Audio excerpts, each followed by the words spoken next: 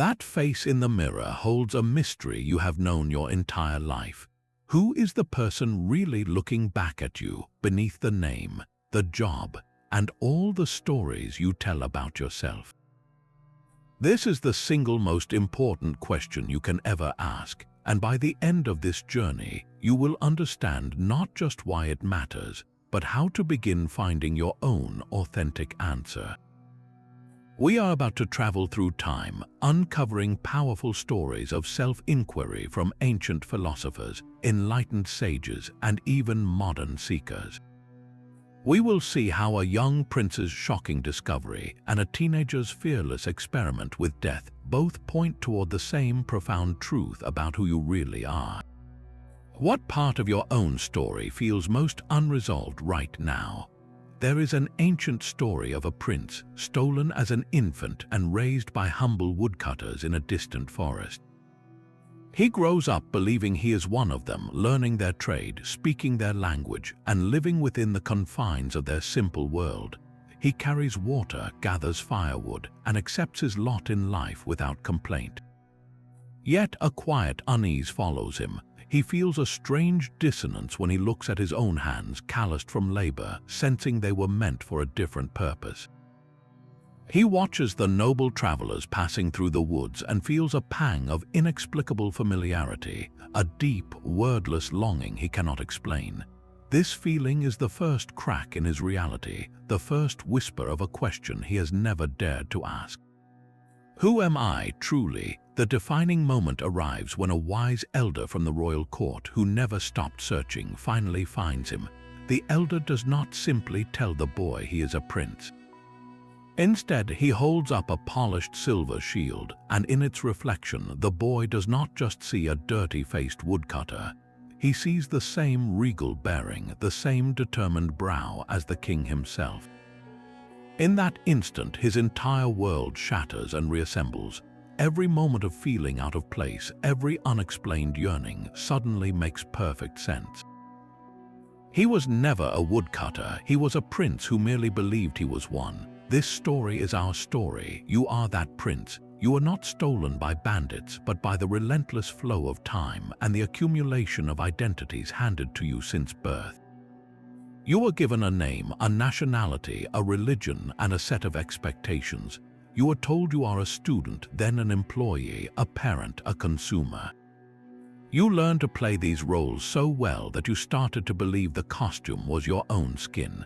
The quiet unease you sometimes feel, that sense of "is this all there is your own inner royalty asking the very same question.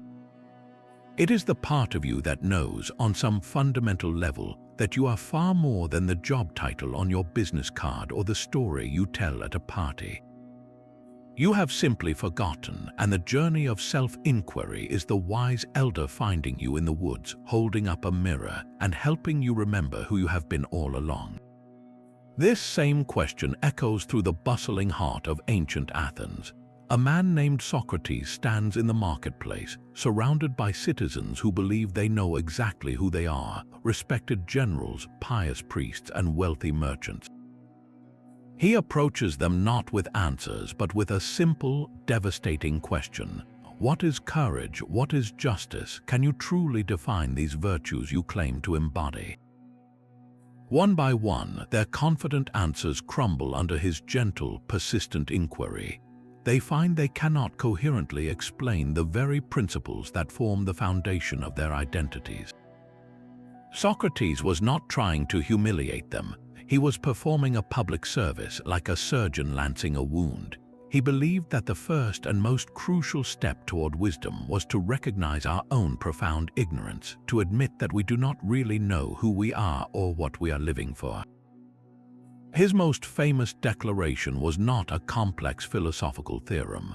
It was a stark and simple verdict on human existence. He stated that the unexamined life is not worth living.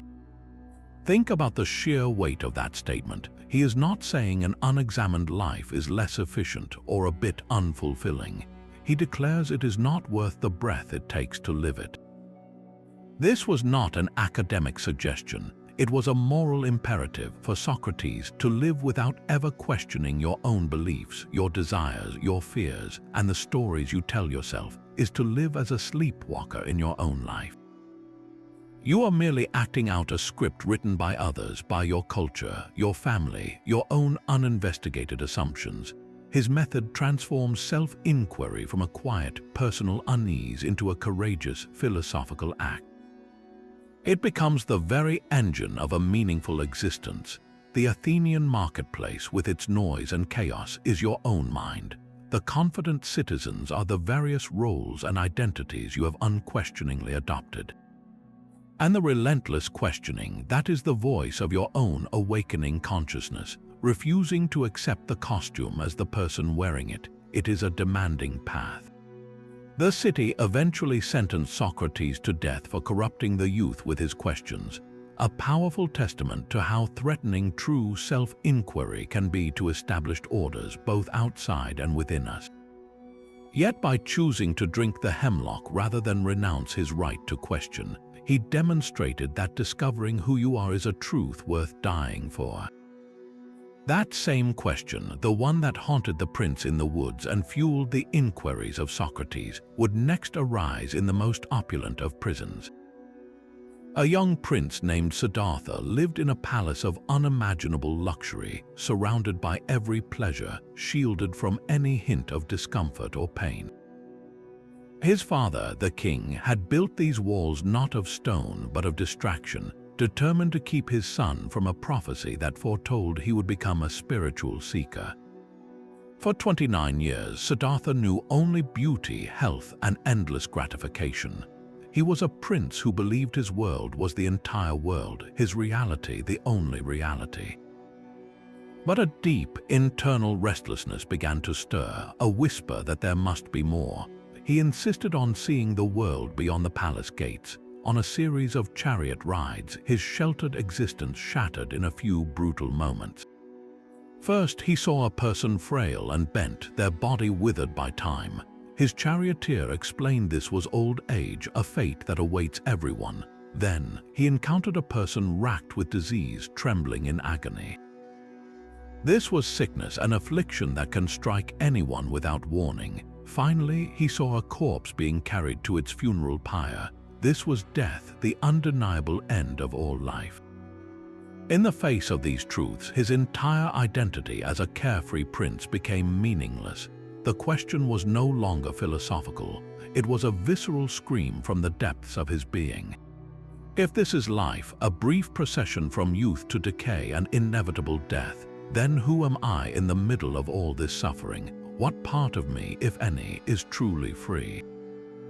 His crisis was absolute. He could not return to the empty pleasures of the palace, for he now saw them as a gilded lie. The very night his own son was born, he made the most radical choice imaginable.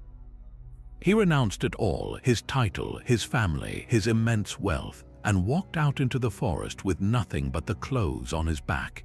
He became a wandering ascetic, joining other holy men in the belief that if the body was the source of suffering, then punishing it must be the path to liberation. For 6 years he pushed himself to the absolute limit, starving himself until he was little more than skin and bones, mastering intense meditations, enduring every form of physical deprivation. Yet he found no answer, only more suffering. Exhausted and on the verge of death, he accepted a simple bowl of milk rice from a village woman. In that moment of accepting nourishment, he realized a profound middle way. Neither the indulgence of the palace nor the self-torture of asceticism held the truth. Truth was not found in extremes, but in a balanced, mindful attention. He sat down beneath a fig tree, later known as the Bodhi tree, and made a final, unwavering vow. I will not rise from this spot until I have discovered the source of suffering and the nature of the self. He sat through a long night, facing every possible distraction, from inner demons of doubt and desire to external temptations. He turned his inquiry inward with relentless focus, examining the very fabric of his mind, his sensations, and his thoughts. And as the dawn broke, his perception shattered. He saw with utter clarity the chain of cause and effect that creates suffering, and in that seeing he saw the true nature of the self. He saw that what we call I is not a solid, permanent thing, but a flowing, ever-changing process, a collection of aggregates, body, feelings, perceptions, mental formations, and consciousness, all interdependent and in constant flux. To cling to this shifting collection as a fixed me is the root of all suffering. In that moment of supreme awakening, he became the Buddha, the one who is awake. His entire journey frames self-inquiry not as a luxury for the intellectually curious, but as an urgent and necessary response to the undeniable reality of suffering itself. It is the only authentic reaction to seeing old age, sickness, and death. His story tells us that to ask who am I is to begin the most important journey of all, the one that leads from a life defined by what we fear and desire to a freedom that is unshakable, no matter what happens in the world outside. Decades later and worlds away from the ancient groves of India, a different kind of question erupted in the heart of a 16-year-old boy. His name was Venkataraman, and he was living a seemingly ordinary life in a small South Indian town. One day, a sudden, violent fear of death seized him with a force that was entirely physical. It was not a philosophical idea. It was a visceral terror, as if death itself were a tangible presence in the room. His heart pounded, his mind reeled. He felt he was about to die right then and there. But instead of panicking or running from the feeling, he made a radical decision. He would die on purpose. He lay down on the floor, stretched out his limbs, and rigidly simulated the state of a corpse. He held his breath. He let his body go completely still. His mind, however, became fiercely active, focused on a single, piercing inquiry. This body is dead. It is still. It will be carried away and burned. But am I dead? Is the I that I feel, the sense of being me, also gone? What is this I? He asked again and again. Who am I? He was not looking for a name or a memory or a story. He was trying to locate the very source of the feeling of I, the sense of existence itself. He was surgically discarding everything that could die. This body is temporary, so I cannot be this body. These thoughts and fears come and go, so I cannot be these thoughts. These emotions surge and fade, so I cannot be these emotions. He systematically rejected every object of his awareness, peeling away layer after layer of identity, like stripping an onion to find its core. And then something shifted. His attention, having turned away from all the things he was not, plunged inward and downward toward the very root of the self. It was a current, a force, a center of pure awareness that felt more fundamentally himself than anything he had ever known. It was not a thought about being, but being itself. The fear vanished. The boy who lay down on the floor died, and what rose up was not Venkataraman, but the silent, luminous awareness that had always been there. He had discovered the one thing that does not and cannot die, the true self. This young man would soon become known to the world as Ramana Maharshi. His entire teaching, which would attract seekers from across the globe, was distilled into that one simple, direct question, who am I? He taught that this inquiry is not an intellectual analysis. It is not about finding the right definition. It is an action, a turning of the attention back upon itself to feel the source of the I thought. Every time a worry, a desire, or a memory arises, you do not analyze the thought itself. You simply ask, to whom has this thought come? The answer will always be, to me. Then you ask, well, who am I? You are not following the thought, but tracing it back to its origin. It is like realizing that every wave, no matter how large or small, arises from and returns to the same ocean. Your true nature is that ocean, not the temporary wave of a single thought or feeling. This is the ultimate simplification of the search. The prince needed an elder and a mirror.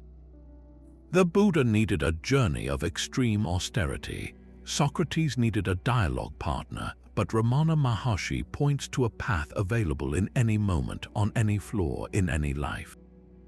The answer is not something you find out there. It is what you fundamentally are here and now before the first thought even forms. That same piercing question can arrive not in a forest or a palace, but in a quiet therapist's office on an ordinary Tuesday. Meet Anna, a woman who had built her life on a foundation of solid roles. For 15 years, she was a dedicated project manager, a reliable wife, a planner of vacations and mortgage payments. Her identity was a well-constructed resume, a series of checked boxes. Then, in a single year, the foundation crumbled, the company downsized, and her position was eliminated. A month later, her marriage ended in a quiet, heartbreaking conversation over coffee. Suddenly, the roles that had defined her were gone. The question was no longer a philosophical curiosity. It was a terrifying echo in an empty apartment. Who am I if I am not my job? Who am I if I am not half of that couple? Her journey into therapy began not with a search for enlightenment, but with a desperate need to stop the freefall. Her therapist did not give her answers. Instead, she asked Anna to do something that felt absurdly simple, yet impossibly difficult. She asked her to make a list of everything that remained when the titles were stripped away. At first, the page was terrifyingly blank. Then, slowly, words appeared. I am the person who feels a deep sense of calm when walking by the ocean. I am the one who can lose an entire afternoon in a used bookstore. I am the friend who remembers birthdays and brings soup when someone is sick. These were not roles assigned by the world. They were small, quiet truths about her own preferences, her values, her inherent ways of being. This process is a modern form of self-inquiry, a gentle excavation of the self that lies beneath the rubble of a collapsed identity. Anna's story is a parable for our time. We live in an age of constant transition where careers change, relationships evolve, and the social scripts we once followed are being rewritten. The moments that force the who am I question are not failures or anomalies. They are often the very catalysts that push us toward a more authentic life. A recent graduate staring at a blank future, a new parent grappling with the loss of their former freedom, a retiree wondering what comes after a lifetime of work, all are facing the same fundamental inquiry. These modern crises show us that the search for self is not a relic of ancient wisdom. It is a vital, necessary skill for navigating a world of constant change.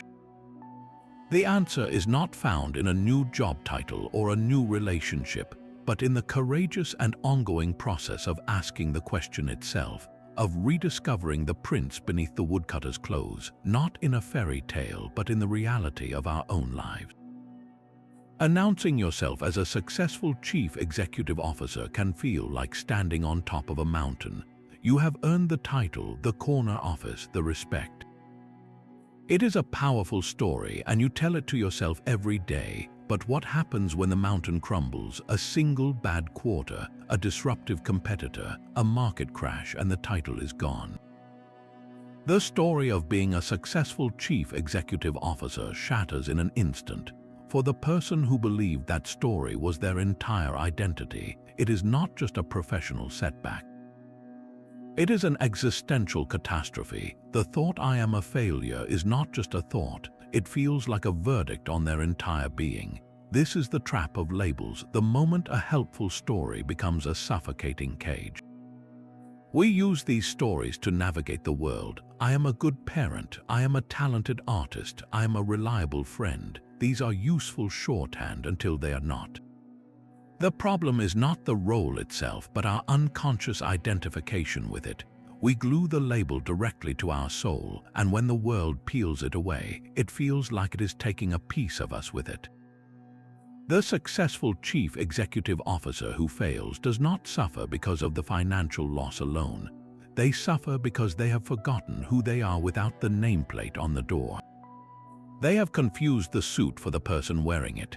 This is how a temporary role obscures our true, unchanging essence. That essence is not defined by wins or losses, by a job title or a relationship status. It is the simple, foundational awareness that was there before you got the promotion and remains after you leave the building for the last time. It is the you that exists when you are simply being, not performing. Every identity we cling to, no matter how positive, is ultimately temporary. Possessions break or are lost, achievements fade into memory, the body itself changes.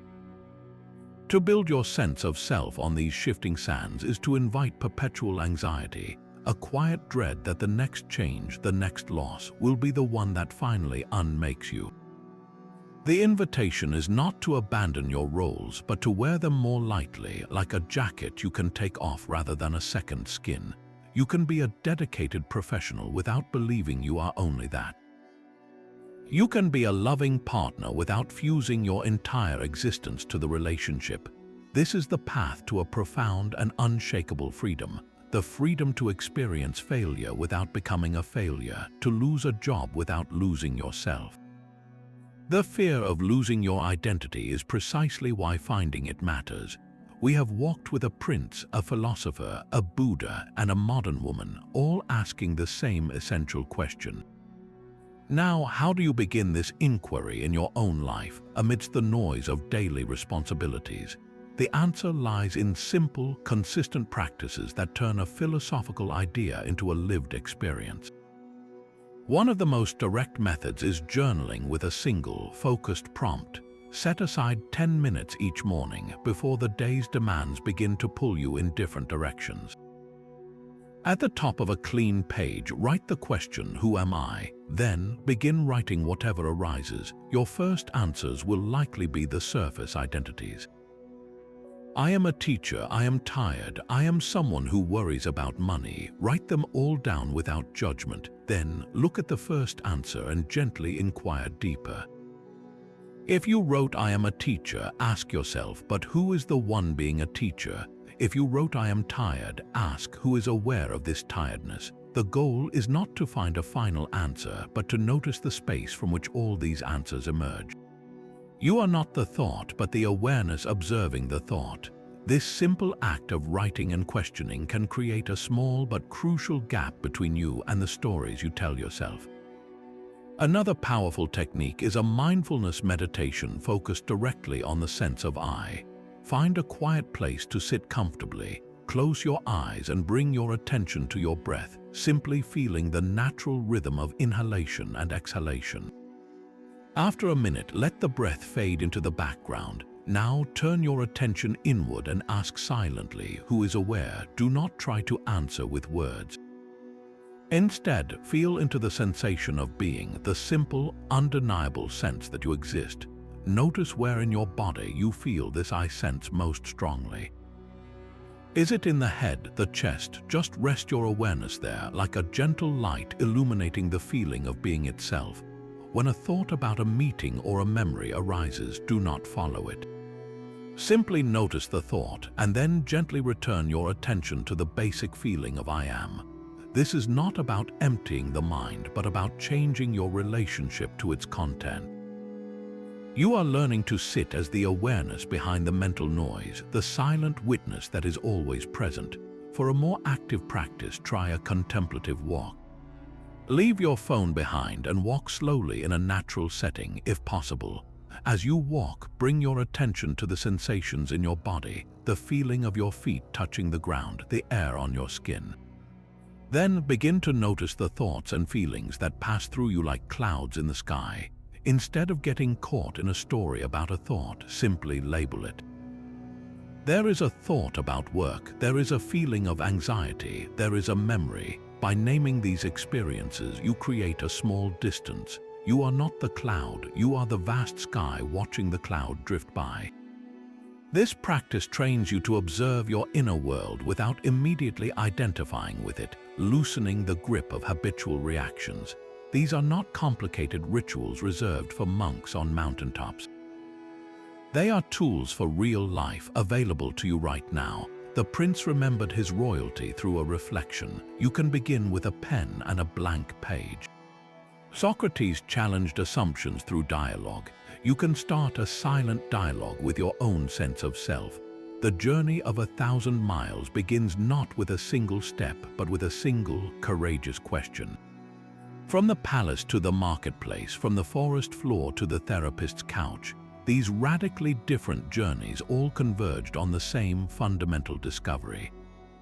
The prince learned he was not the woodcutter. The Buddha saw he was not the body or the mind. Ramana Maharshi realized he was not the thoughts or the fear of death. Anna began to untangle herself from her lost roles. Each one, through their own unique inquiry, peeled back a layer of the same illusion, the mistaken belief that we are the temporary things we experience. What they found beneath was not another thing but a fundamental essence, a conscious awareness that is timeless, peaceful, and intrinsically free. Think of it like this. You are sitting in a movie theater, completely absorbed in a dramatic film. On the screen, you see a character facing a terrible storm, losing a job, or falling in love. Your heart races, you feel their fear, their sorrow, their joy. For those 2 hours, you are fully identified with the story unfolding before you. But what happens when the movie ends? The lights come up and you remember you were never actually in the storm. You were the silent, unchanging screen upon which the entire drama was projected. The images of joy and sorrow, of gain and loss, all appeared on you, but they never truly touched you. They came and went while you, the screen, remained. This is the common thread in all these stories. Your true identity is that screen, not the movie. The movie is everything you usually think you are: the body that ages, the mind that worries, the emotions that fluctuate, the social roles that come and go. These are all temporary images playing out, but the aware, conscious space in which all of this appears, that is what you fundamentally are. It is not a thing you can hold or a thought you can define. It is the very capacity for experience itself. This aware presence does not get sad when a sad scene plays, nor does it become arrogant when a triumphant scene appears. It simply holds it all, allowing every experience without being permanently altered by any of them. This is the profound peace that each of these seekers discovered. It is not a peace that comes from everything in your life going well. It is a peace that comes from knowing you are not the content of your life, but the context for it. You are the vast, open sky, and your thoughts, feelings, and circumstances are merely weather patterns passing through. A storm does not damage the sky. A cloud does not define it. The sky remains clear and spacious regardless of what moves within it. This realization is what untethers you from the roller coaster of external events. When you know you are the sky, a lost job is just a passing cloud. A personal failure is a brief downpour. A moment of great joy is a brilliant sunset. They are all valid, meaningful experiences, but they do not threaten your core existence. You can engage with the movie of your life fully, passionately even, but with a newfound freedom, because you never forget that you are the screen, the immutable presence behind the ever-changing story. This entire journey began with a single face in the mirror and a quiet, persistent question. We have wandered through ancient forests and bustling marketplaces, sat beneath bodhi trees and on quiet therapy couches, all in pursuit of one thing, the truth of our own being. The prince discovered he was not the woodcutter. The Buddha saw he was not the body or the mind. Ramana Maharshi realized he was not the fear of death. And Anna learned she was not the roles she had lost. Each story, a different path up the same mountain, leading to the same breathtaking view. The ultimate discovery of self-inquiry is not a new identity, not a better story to tell yourself or others. It is the profound realization of what you have always been, the silent, aware space that exists before the story even begins. It is the screen upon which the movie of your life plays, the sky that holds the weather of your thoughts and feelings. When all the temporary labels of success and failure, all the passing roles of parent, professional, or partner are gently seen for what they are, what remains is not emptiness but a profound and unshakable peace. This is your true home. The purpose of this journey is not to add another layer to the costume, but to finally recognize that you are the one wearing it and have been all along. You are the awareness behind the eyes reading these words. So where do you go from here? The path forward begins not with a dramatic departure, but with a simple turning inward. Tonight or tomorrow morning, gift yourself just 5 minutes of quiet. Sit comfortably, close your eyes, and let the question, "Who am I?" rest in your mind, not as a demand for an answer, but as an invitation to simply feel the alive, present space of your own being. Notice the thoughts, the sensations, the sounds, and gently return to that foundational sense of I am. This is how you begin to live from the sky, not the storm. Your journey is unique and your discoveries are your own. We would be honored to hear them. If a particular story resonated with you, or if you have your own way of exploring this great question, share your thoughts in the comments below. Let us continue this most important conversation together.